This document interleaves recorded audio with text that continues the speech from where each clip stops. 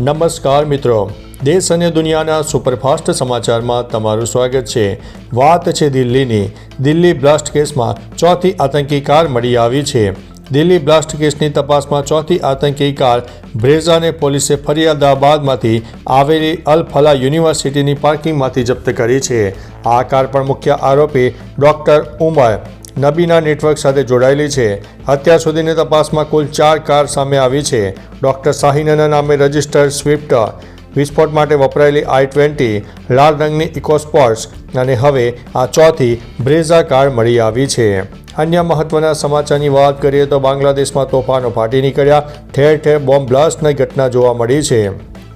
બાંગ્લાદેશમાં તણાવનો માહોલ છે, જ્યાં પૂર્વ વડાપ્રધાન શેખ હસીના અને તેમના સહયોગીઓ વિરુદ્ધ હત્યા અને ષડયંત્રના ડઝનબંધ આરોપો કોર્ટે ચુકાદો આપશે। છેલ્લા 2 દિવસથી દેશમાં આગ ચાંપી અને ક્રૂડ બોમ્બના હુમલાઓને કારણે હિંસા ભડકી ઉઠી છે।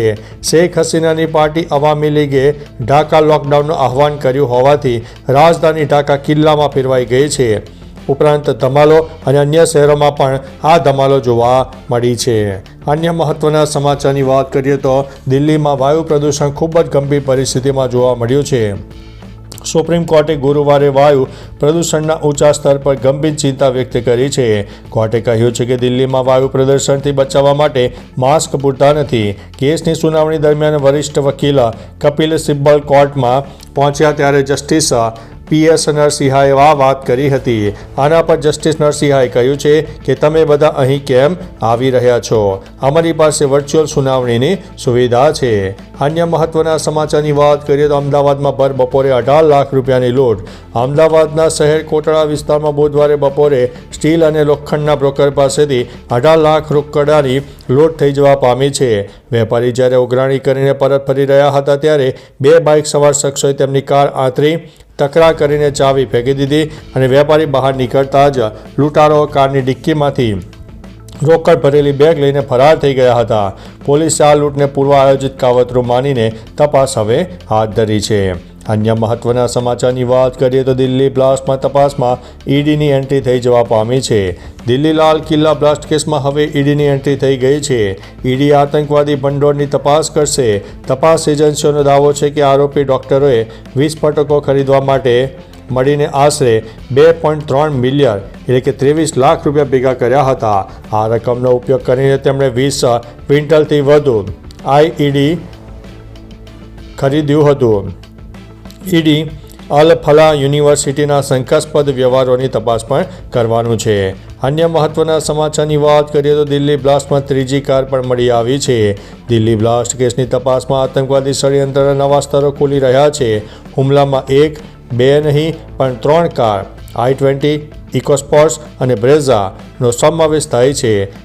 ત્રીજી કાર બ્રેઝા અલ ફલા યુનિવર્સિટીમાંથી મળી આવી છે।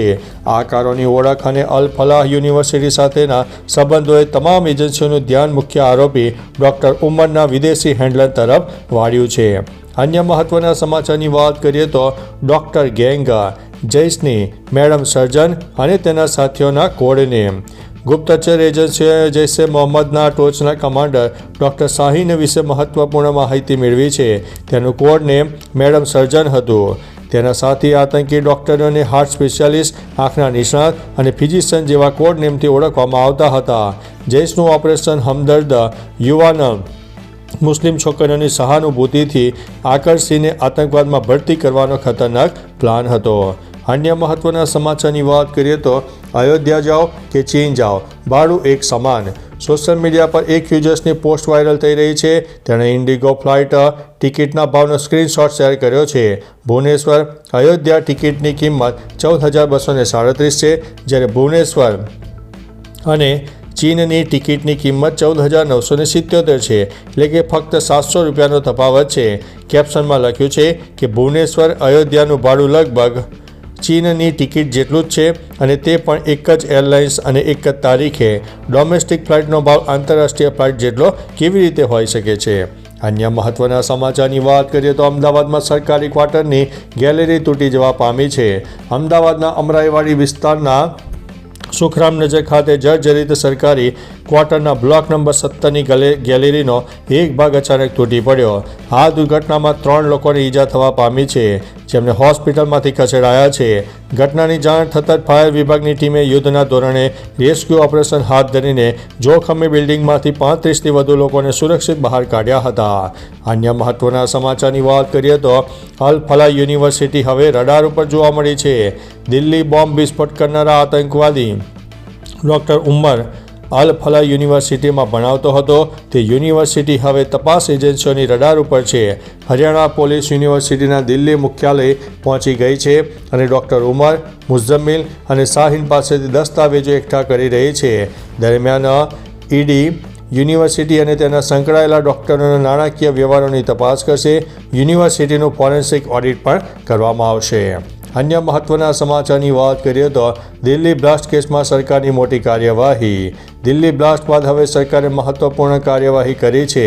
અલ ફલાહ યુનિવર્સિટીનું સભ્યપદ રદ કરવામાં આવ્યું છે. ભારતીય યુનિયનો સંગઠને અલ ફલાહ યુનિવર્સિટી સામે કાર્યવાહી કરતા આ નિર્ણય લીધો છે. દિલ્હી વિસ્ફોટ બાદ યુનિયને આ નિર્ણય લીધો હતો.